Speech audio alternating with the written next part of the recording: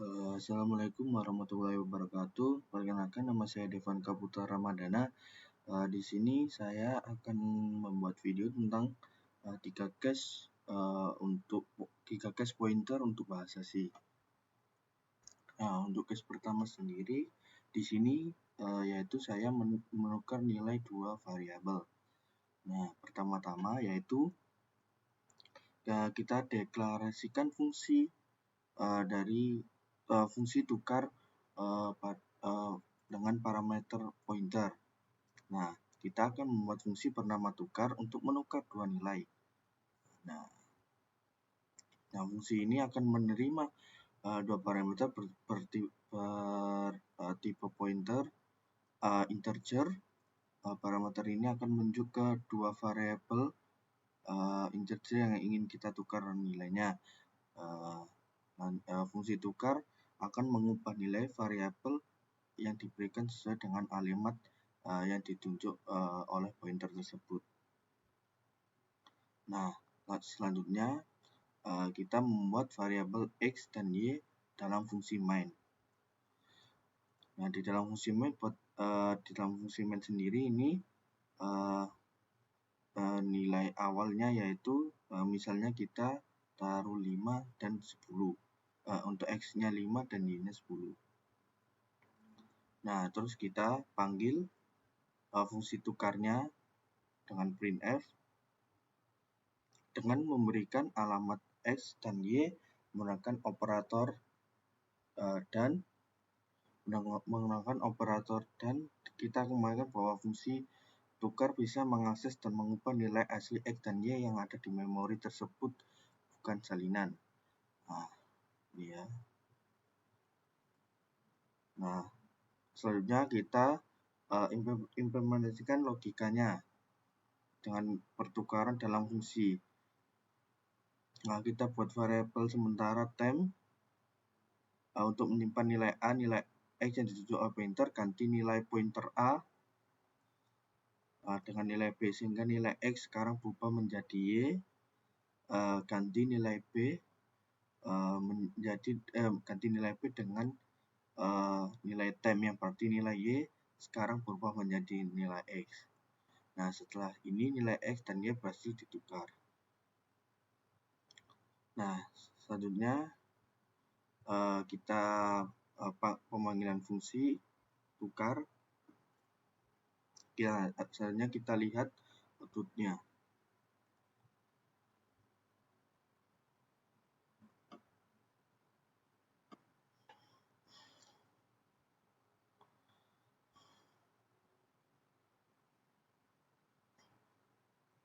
Nah, seperti yang terlihat untuk hasilnya. Nah, kan sebelumnya nilai X-nya adalah 5 dan Y-nya 10.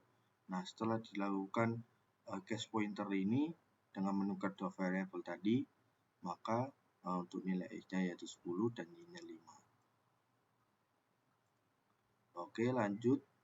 Kita lanjut untuk case kedua, yaitu mengalokasikan memori dinamis. Nah, untuk mengalokasikan memori dinamis ini bertujuan untuk membuat program sederhana di mana pengguna dapat menentukan ukuran array saat program berjalan.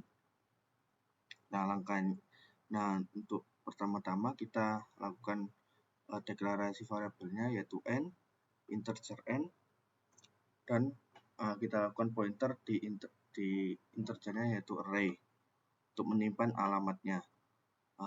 Lanjutnya kita lakukan selanjutnya kita meminta input pengguna dengan masukkan jumlah elemen terserah.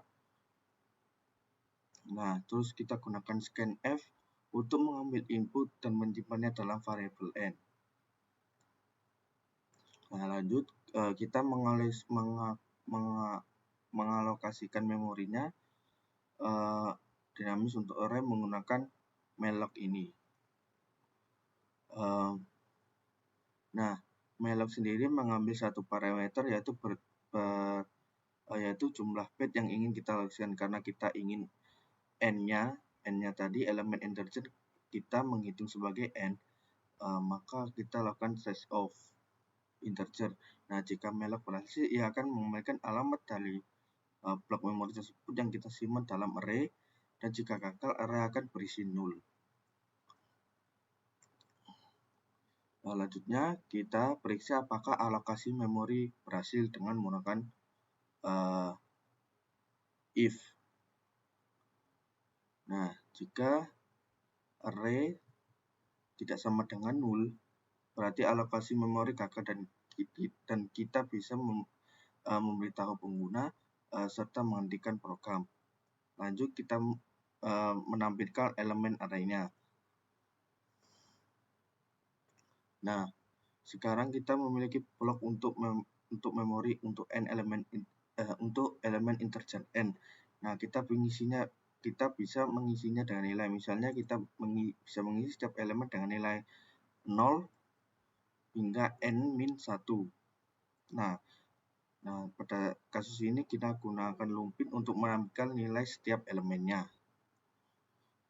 Lanjutnya, setelah selesai menggunakan array, kita harus membebaskan memori didasarkan dengan free array agar tidak terjadi kebocoran memori. Nah, oke, selanjutnya kita compile.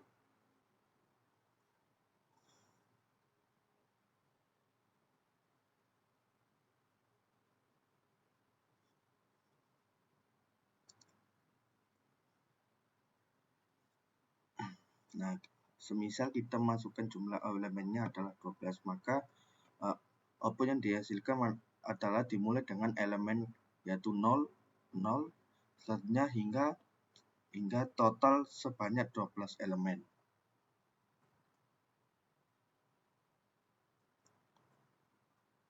Nah, alokasi memori ini meminta secara dinamis untuk n elemen integer dan menyimpannya di alamatnya array tadi. Nah, penggunaan array sendiri digunakan seperti biasa, array buka kurung i, dan memori akan tetap ada sampai kita menggunakan free array tadi. Nah, selanjutnya untuk case terakhir, di sini saya mengambil untuk menampilkan elemen array. Nah, pertama-tama kita deklarasikan dulu array-nya, yaitu 10, 20, 30, 40, dan 50. Selanjutnya kita siap menyiapkan pointer yang tunjuk elemen pertama array, yaitu inisialisasi pointer P untuk menunjuk ke elemen pertama array. Dengan gini kita bisa menggunakan pointer arithmetica untuk mengakses elemen array. Nah, selanjutnya kita lakukan looping.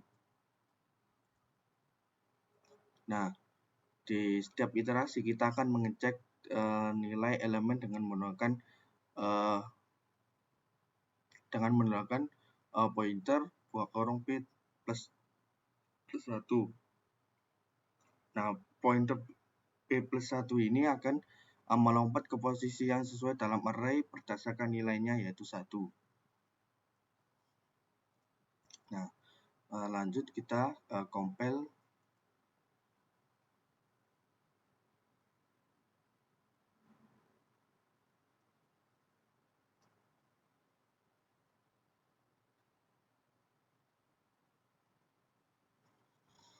Nah, yang seperti yang dilihat, elemen yang dihasilkan mulai dari 0, 1, 2, 3, 4, dan array-nya yang tersimpan, nilai array-nya tadi yaitu 10, 20, 30, 40, dan 50. Sekian penjelasan saya tentang case pointer.